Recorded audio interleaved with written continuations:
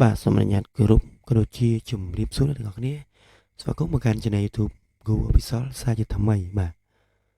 យើងមកជួបគ្នាជាមួយនឹងរឿងថ្មីមួយទៀតហើយដែលមានចំណងជើងថារឿងតាច័ន្ទ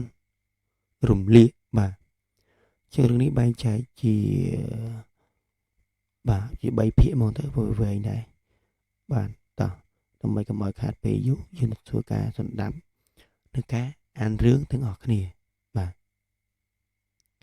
មានរឿងមួយដំណាលថាកាលនោះមានព្រៃមួយធំមានខ្លាសាហាវ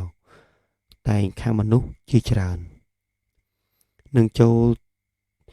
ទៅរកបោចវល់ពំបានគ្រាដែលតាច័ន្ទគាត់ចូលទៅបោចវល់ក្នុងព្រៃនោះខ្លាវាលបចេញពីក្នុងព្រៃប៉ងនឹងខាំតាច័ន្ទដែលចូលទៅបោចវល់តាច័ន្ទឃើញវាមុនហើយគាត់រកពធអោពធអើយឆ្នាំនេះឆ្នាំខាលទឹកបែកពីវាលស្លាប់ខ្លាដំរី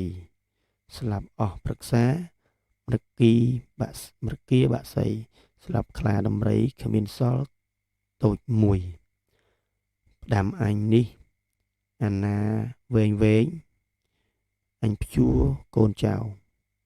អាណាខ្លីអញព្យួរត្បាល់អង្រែ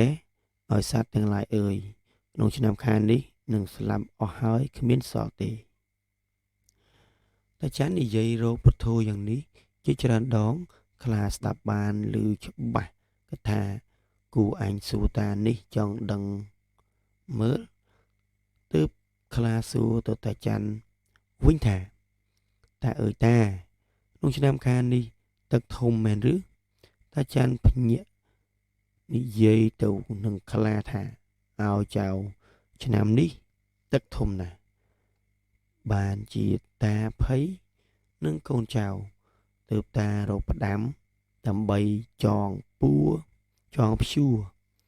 កូននឹងចៅឲ្យផុតពីទឹកខ្លាក៏មានចិត្តពិតភ័យនឹងតាច័ន្ទគិតខ្លាចស្លាប់ក៏ចូលមកចិត្តហើយនិយាយនឹងតាច័ន្ទថាតាអើយអាណិតចងព្យួរខ្ញុំឲ្យផុតពីទឹកផងបានឬទេតាច័ន្ទឆ្លើយថាបាន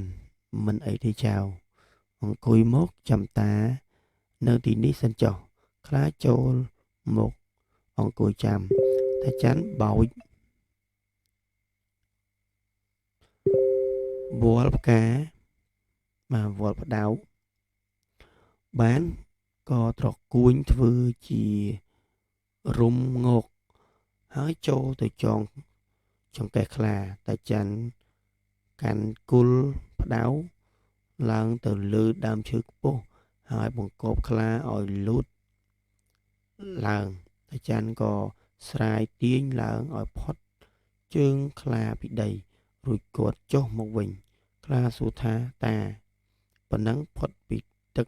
ហើយឬនៅតាច័ន្ទឆ្លើយថាផុតហើយចៅតាច័ន្ទក៏កាន់កាំបិតទៅកាប់ឈើជាដំបងខ្លាឃើញសួរថាតាកាប់ដំបងធ្វើអីតាច័ន្ទថាកាប់យកទៅផ្ទះក្រែងប្រទះនឹងសត្វឯទៀតវាប្រមាថតាខ្លាឆ្លើយថាគ្មានខ្លាឯណាទេតាមានតែខ្ញុំនេះឯងតែងតែខាំគេរាល់ថ្ងៃតាច័ន្ទដឹងថាអានេះជាសត្វកាចបើដូច្នេះអញនឹងវាយឲ្យអស់ចិត្តក្នុងគ្រានេះទើបតាច័ន្ទកាន់ដំបង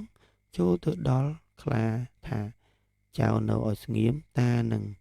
មើលចំណងឲ្យក្រែងរបូតលងទឹកស្លាប់ខ្លាក៏នៅស្ងៀមទើបតាច័ន្ទលើកដំបងវាយខ្លាក៏ប្រឹងរើបំរាស់ស្រែករ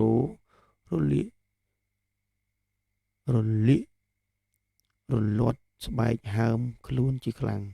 មុខគួរឲ្យវេទនាហើយខ្លាក៏ប្រឹងរើបំរាស់ក្រឡាស់ខំខ្សែផ្ដាច់កិច្ចរត់ទៅតាច័ន្ទក៏វិលទៅខ្ទមចាំស្រែវិញនិយាយពីខ្លាដែលរត់រួចទៅនោះបានទៅជួបនឹងដំរីមួយដំរីឃើញខ្លាបោលក៏សួរថា បងខ្លាឯងភ័យនឹងអ្វីបានជាបោលមិនមើលក្រោយសោះបាទអញ្ចឹងនៅក្នុងរឿងនេះសូមស្លេះត្រឹមភាគនេះសិនបាទយើងចាំទៅធ្វើការសម្ដាប់នៅភាគក្រោយបន្តទៀតបាទសូមអរគុណសម្រាប់ការតាមដានទស្សនាកុំភ្លេចជួយ Subscribe ម្នាក់មួយផងបាទ